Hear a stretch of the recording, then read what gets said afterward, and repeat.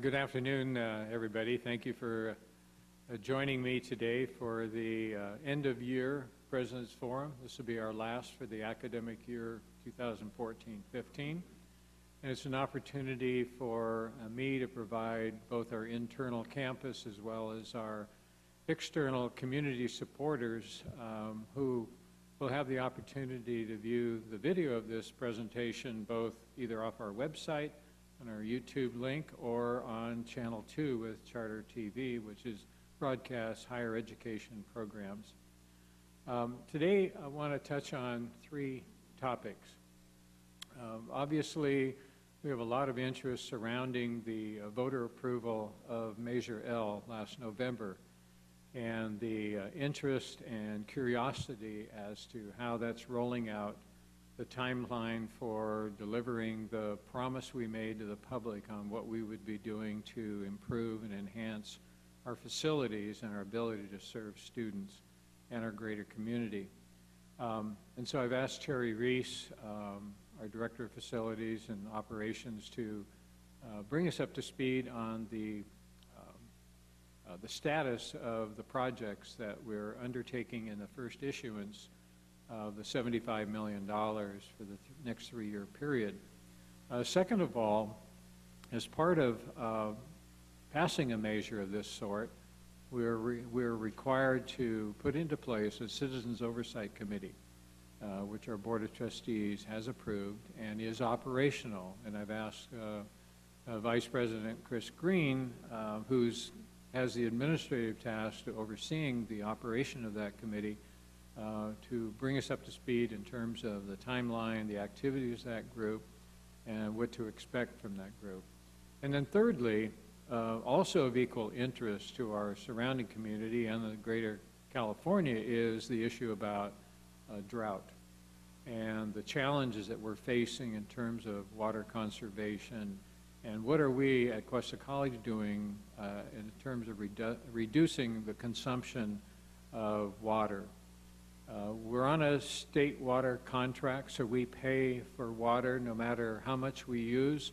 So this is not about saving money for us. It's really about taking responsibility for reducing the use of a valuable resource. So we've already implemented some plans, and I'm going to ask Terry Reece also to comment on what we're currently doing, what we should be seeing on campus, the kinds of areas that are going to start changing in appearance, the trade out of turf area for sustainable vegetation and drought resistant, and what we're doing in terms of our plumbing fixtures and things of that sort. So we have a big challenge because the standard of reduction holds for us like they do for everybody else. So we have a big job to do.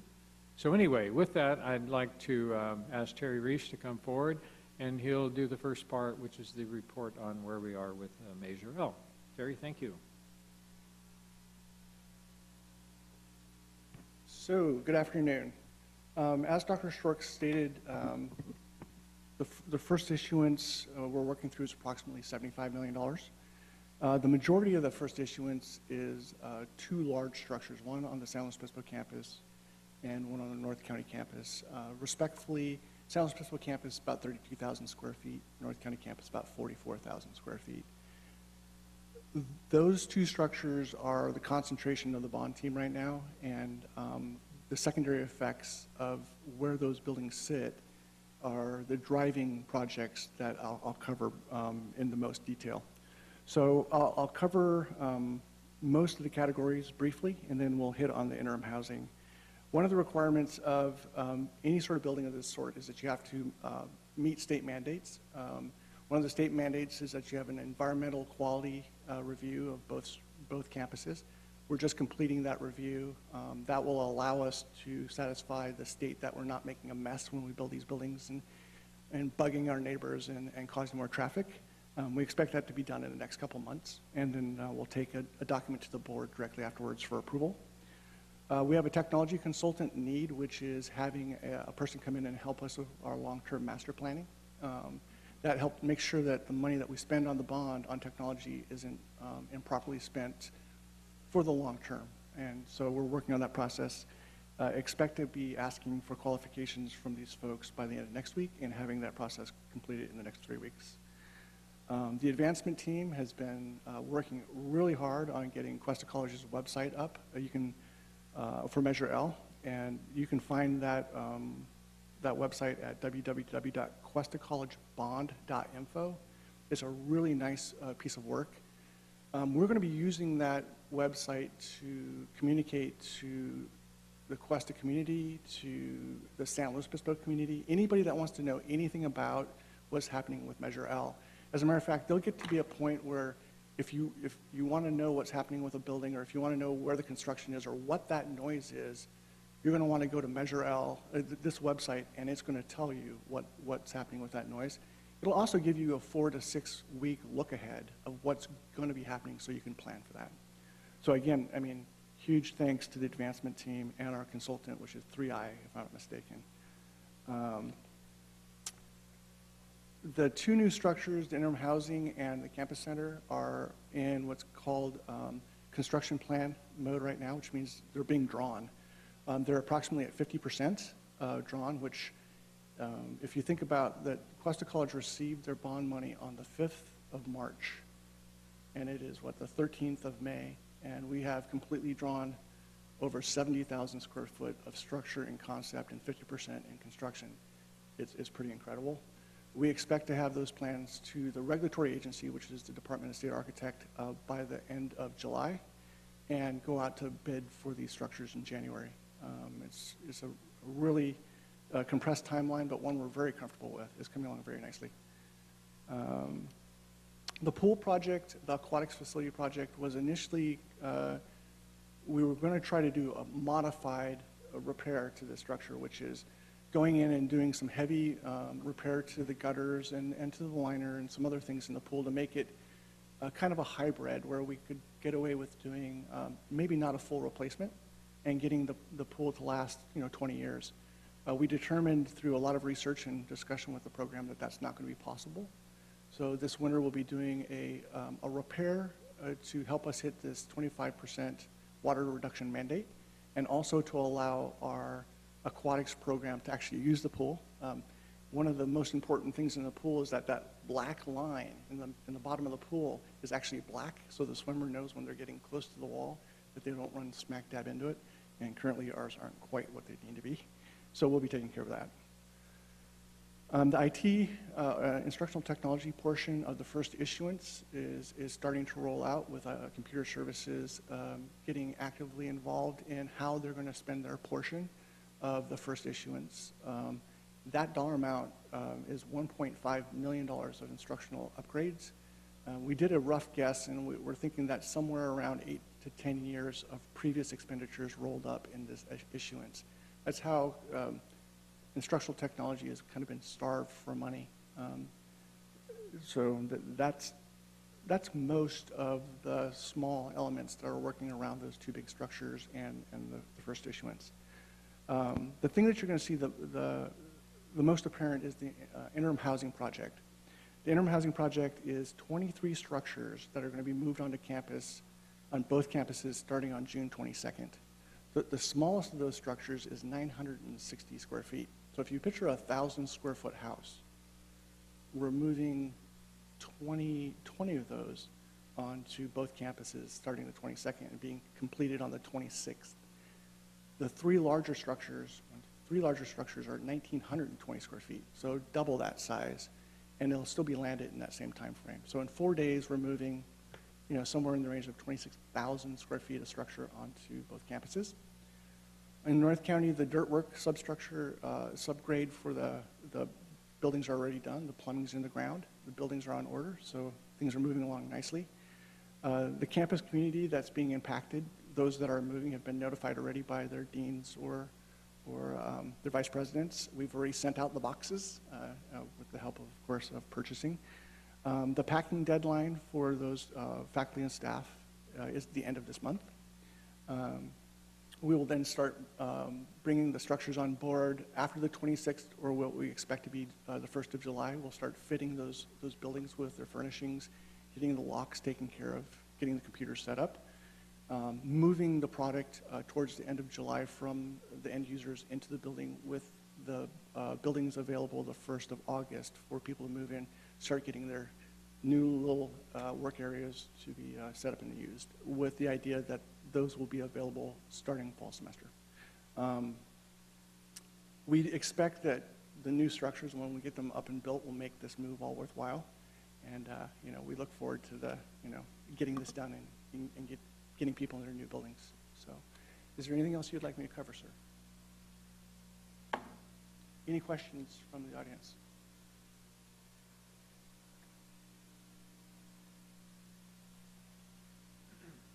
Thank you, Terry. And I understand that the interim housing for the San Luis Obispo campus will be located behind the cafeteria on the blacktop area out there.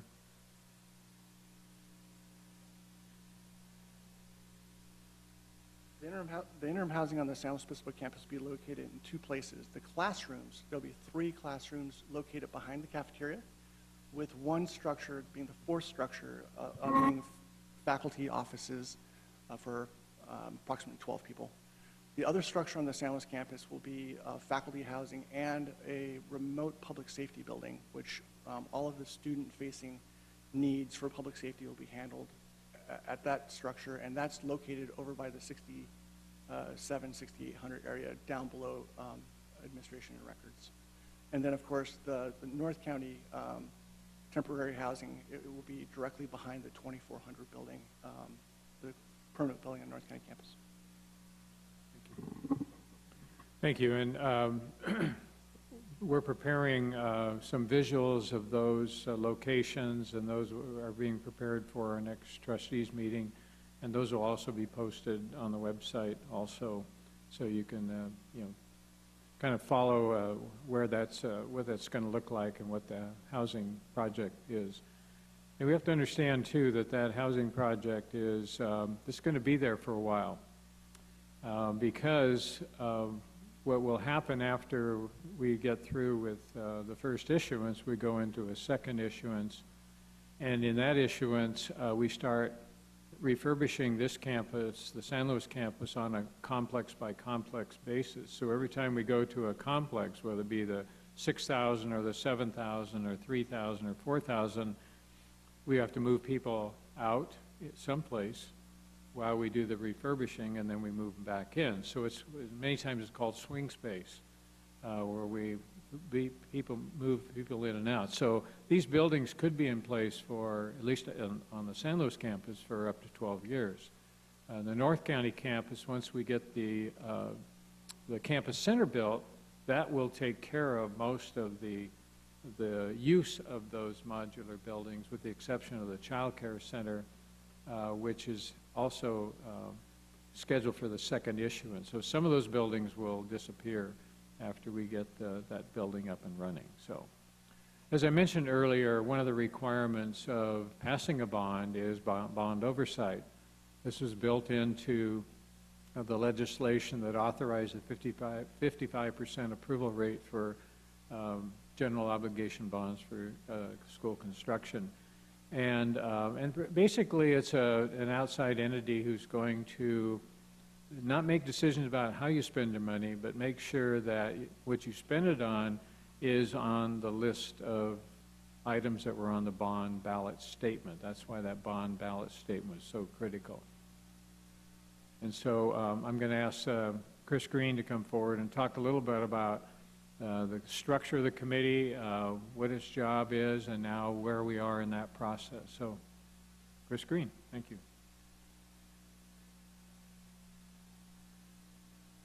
Good afternoon.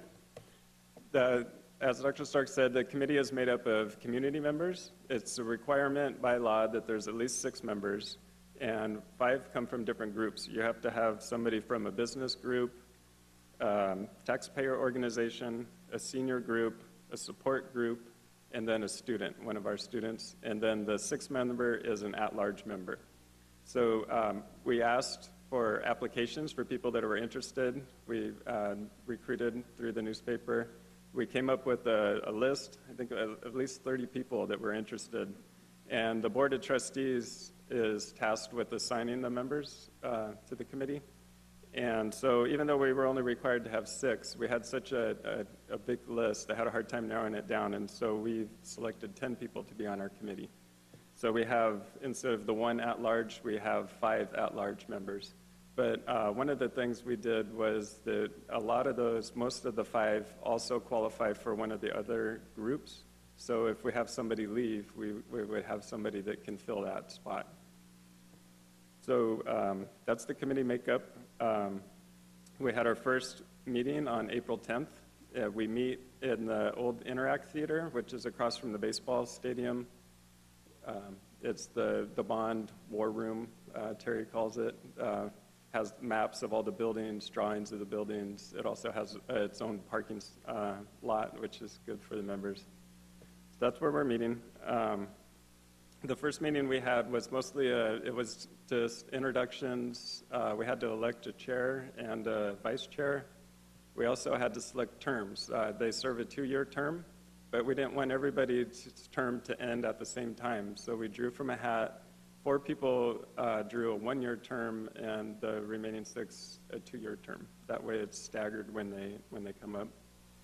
Our bond attorney was there. The majority of the meeting was training from our bond attorney, and he went over what to expect, what the committee members should expect, what their roles are.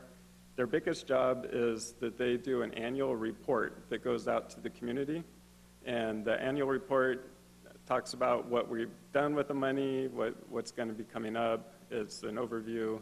It also, their job is to make sure that we spend the money like we said we would when the voters passed the bond. So that's their main mission. Actually, it was a really good group, really eager to go, and so by law, I think they have to meet at least once a year and no more than 4 times a year. They were ready to go. They didn't want to have to wait 3 months for a quarterly meeting, so they scheduled a meeting the very next month, which is we're going to be meeting tomorrow. And hopefully after that, we'll go to a quarterly meeting schedule. On tomorrow's agenda, they're going to review the bond website that Terry mentioned. It's www.cuestacollegebond.info. And they're going to just review that has a lot of information on it, as Terry went over. Also, there's the Citizens Oversight Committee website that has the minutes, agendas from their meetings, and we'll also post the annual report once we have our first annual report.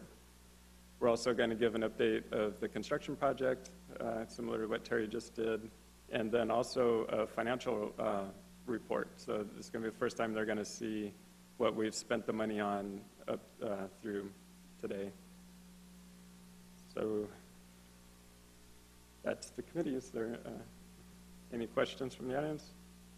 Yeah, Todd. Yes. Can you clarify that it's a public meeting, please? It's a public meeting. It's covered by the Brown Act, so we have to follow all the Brown Act requirements. It's posted. And the meeting is open to the public. Anybody's welcome to come. We have extra seating.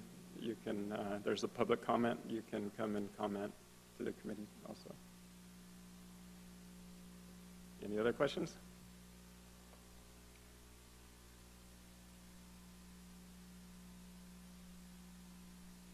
Thank you, Chris. Yeah, that one of the reasons that we selected the what we call the War Room over in the old Interact Theater, that was the former dressing room that was been renovated into a really nice space, but it'll have all the documents that the committee would likely look for or want to review as part of their role. But it's also has good access to parking. There's good parking around the Interact. So if we do have visitors who want to come in and actually attend a meeting as an open public meeting, then they don't have to do the magic trick about walk around campus until they find the right building. So anyway, it makes it really logistically really well set up for that particular purpose. The third topic that I mentioned earlier that we want to talk about is the role that Cuesta College is playing in meeting the statewide edict about water consumption reduction and how we're going to approach reducing the amount of water that we use. And I said earlier, you know, we pay a certain flat rate regardless of how much we use as part of our state water contract. But we still have an obligation to do our part in terms of reducing this use of this resource. So, Terry, if you could come back again and talk a little bit about what's been done already and what the current plans are to continue this effort. Thank you. Hello again. To give you a little history to kind of shape what we're up against on the water at Cuesta College. Cuesta College entered into an agreement with the state of California approximately 35 years ago for delivery of water. Cuesta, initially when it was founded, it was landlocked and they didn't have any water. And it took a pretty big effort between the existing superintendent, state legislators to get Cuesta College onto the state water system. Otherwise, it would have been landlocked with no water. It was a pretty big deal. The allocation that we receive has been set since that day, and we haven't received any additional water since that 35-year-old agreement. So the simple math is we get 200 acre feet per year of water delivered from the state system, with 60 of those feet being basically paid to CMC for some processes that they do for us. The net amount of water that we have to use is 140 acre feet. Okay, so for 35 years now, that's what we've had to stay within. To do that, we've had to use conservation measures of some sort. You know, we've had to be careful of the lawns we put in. We've had to use good standards for toilets and urinals and showers to make sure that we weren't wasting water. As of April 15th, April 1st, the governor of California sent down Governor Order B-29-15 that states all entities, all state entities must reduce their water consumption 25% from the use based on the year 2013. The reason why he didn't go with 2014 was because there was already a mandate for state agencies to reduce water in 2014, so he deemed it wasn't fair to double hit those that had already been conserving. The flip side to that is we had been here, those of us in the Truro Valley had been conserving water for so long, we determined that it wasn't unfair to take the same hit from counties that weren't conserving. About 6 months ago or so, Dr. Stork signed a document along with everybody else in the Truro Valley that received state water asking for a reprieve for some portion and some recognition of the conservation measures that we have been doing here in the Truro Valley. And the governor denied that request. So with that, and he's denied all requests, by the way, from what we've heard for pretty much any reason. So the district will implement a 25% reduction from its 2013 use. That's taken right off. We traditionally use 130 of those 140 acre feet, so we're taking 25% off 130, not 140. Our grounds, Scott DeMello, our supervisor of grounds, is the person that's in charge for the district to maintain our water use. He presented a plan to Chris Crane and ultimately the executive body to reduce landscaping on campus. We received approval to move forward to reduce, at the moment, 7 significant sections of landscaping. Some of the most apparent is the teardrop lawn on directly in front of the administration building. If you drive by there now, it looks like fall wheat, nice and tan. The very large lawn behind the chiller yard, probably it's right out to your left of the high-tech center. It's one of the largest lawns that we have on campus. That will be, you'll see that turning brown fairly quickly. Other lawns, such as the lawn directly adjacent to the backside of the dean's area, some other areas that are currently dirt and lawn will all be moved to a non-lawn area. They'll be mulched with drought-tolerant plants, stuff like madrones, manzanitas, stuff that uses little to no water. Other areas will be hardscaped. We're looking at a plan for the administration loop to implement a portion of a plan that was circulating about 15 years ago, which was a landscaping plan. We were charged by board member, that was Barbara, I think it was Barbara that had asked us to look at Dr. Mitchell's initial plan for the admin loop to go ahead and try to implement part of that. So we're looking at that now. Other measures that that are taking place is we've replaced a high water consumption chiller in the North County campus. It's something that you won't see as you drive by, but the chiller that we have up in the North County that makes the cold water that produces the air conditioning for those buildings, we've reduced on an annual average the consumption of that component by 80%. And I would say that that one component used probably 50% of the North County campus's water. So that immediately, by changing that chiller out, hit the mandate for the North County campus with that one item. On the San Luis Obispo campus, we have identified 115 toilets that need to be retrofitted. Somewhere around 110 sinks will be changed out, 40 urinals that will have new components put in them. Some cases, we're just changing the internal parts. Other cases, we're replacing the whole fixture. To give you an idea, a normal toilet that's a full flush toilet is 3.5 gallons. And picture that we may have somewhere around 90 of those out of that 100 and some odd. We'll have those down to 1.1 gallons. So each flush changes 2 gallons. And if you kind of picture taking a gallon of milk and dumping it out and how long that takes, 2 of those per flush will be saved. The one thing that we don't want to do is reduce so low that you have to flush twice, which isn't helping anything. We've also looked very closely at no-flow products that you see in places such as waterless urinals. The technology has been proven to not work, and so we won't be going in that direction. You will see push-button sinks where you have to hold the button down to get water. People don't really enjoy those, but it's a really big water-saving measure, so we will be moving to those.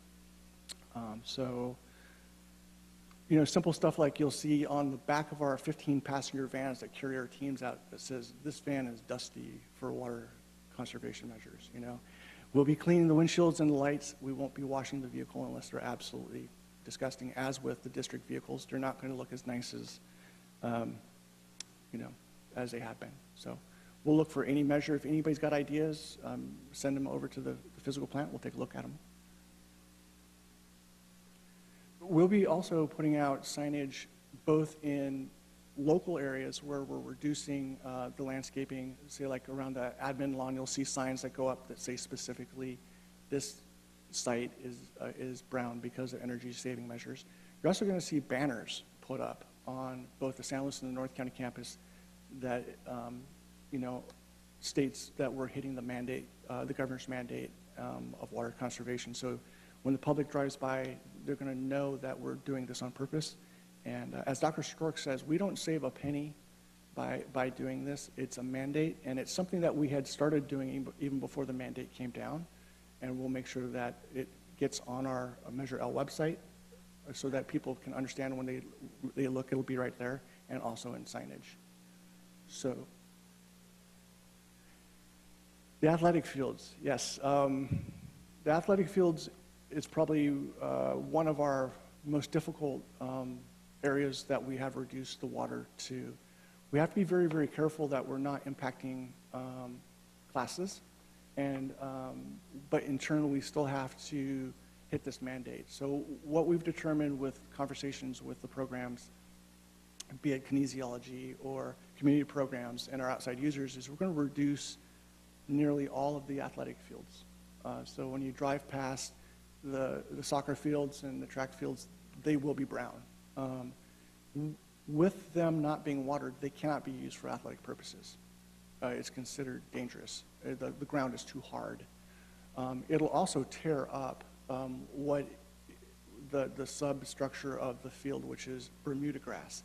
Something that's a little different for Cuesta College than somebody like Damon Garcia is Cuesta College uses a Bermuda-style grass that can go dormant, where other sorts of grasses, when you stop watering, they die. So as we take these fields dormant, we haven't killed them, but if we allow people to tear them up, it would be an expenditure to bring them back when we do bring them back. We will be maintaining one competition soccer field, full-size competition soccer field in what's referred to as a stressed condition, which means it's playable. It's not ideal, but it's playable. We'll be able to maintain our academic use. Community programs will be able to use it when possible, and you know, we'll do the best we can with that. But we've already eliminated or canceled an outside request for our fall soccer tournament that's held on campus. That user's been notified that it will no longer be available for them, and we'll just work through that. So you'll see one patch of semi-green out amongst the athletic field. The track will still be usable, but the lawn inside the track won't be. And if we get to a better point that we do get more water, we will be able to bring that facility up without too much cost because of the Bermuda type grass. Any questions on that? Yes. Is there any consideration, either now or in the future, of mitigating that whole thing and going to synthetic grass? We'll look at any measure. Right now, what we're trying to do is immediately respond to the 25% that's on us. Where synthetic grass would be appropriate, I'm sure we'll look at. We've heard some comments that, you know, when we remove this grass on campus, that the impact will be dramatic. Over the last 3 or 4 years, we've removed large lawns, and in most cases, people don't even know we've removed them. There's a huge lawn directly adjacent to the backside of the engineering yard, which we removed for water consumption reasons, and plus it was undermining the asphalt. It just disappeared. 2 lawns in the middle of campus that are mulched right now were lawns that people didn't see. But we do believe that the students have to have an area that is a lawn type area that they can play Frisbee on and have social events. So we may look to synthetic. It's a good option. It's a costly but good option. For athletics, that would be, when we look at, when we go into second issuance and when we look at the athletic complex, I'm sure that will be something we look at.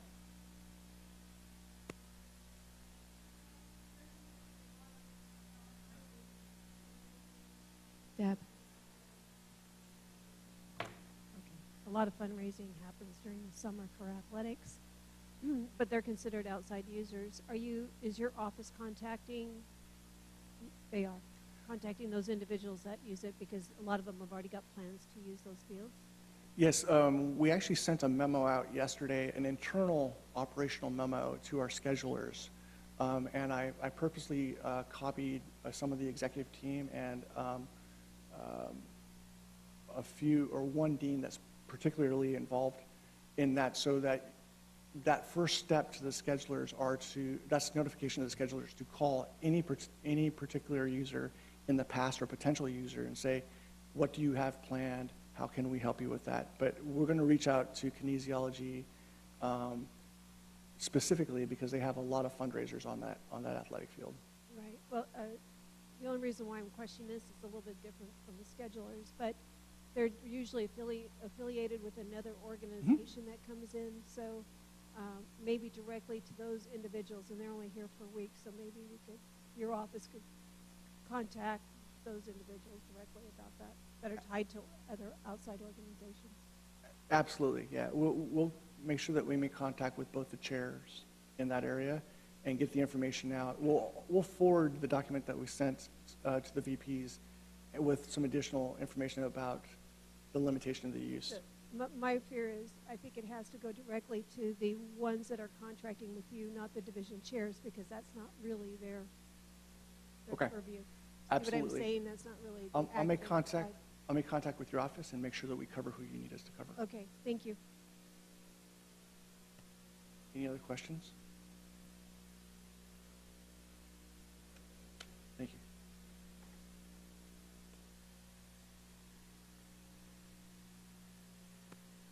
Yeah, thank you very much, Terry. And Chris, thank you for making yourself available today and present this information. So as you see, there's going to be a myriad of things happening on campus over the next several months and years, much of which is really positive and exciting.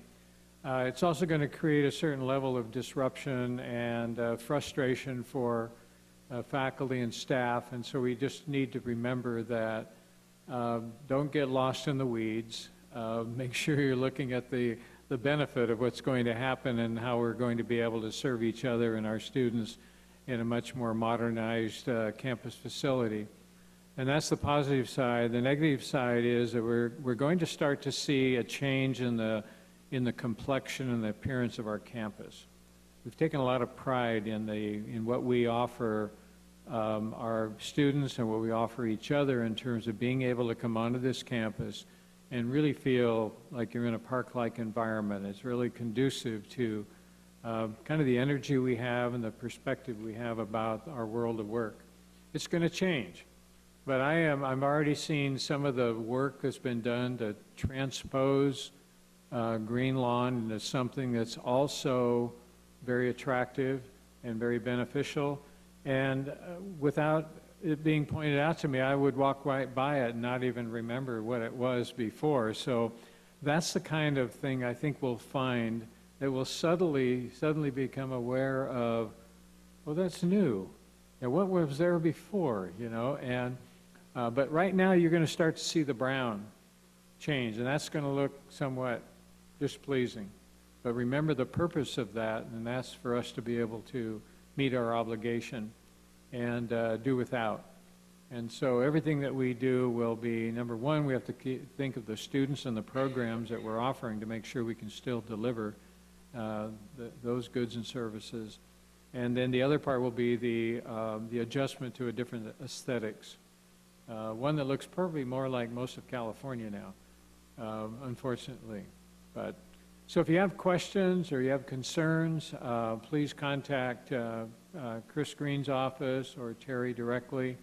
Or if you get questions or rumors that are going on that seem to be somewhat that we need to answer those, please let us know so we can get accurate, consistent information out to our campus community, and hopefully through our partners with the County Office of Education, our use of charter cable that our public who drops in periodically to see what's going on at Cuesta College will also be better informed and also have an understanding what to expect when they come on campus, and then they can see the benefits of good planning and hard work. So if there aren't any other questions, thank you for attending today's forum, and we're looking for an exciting end of the 2014-15 year.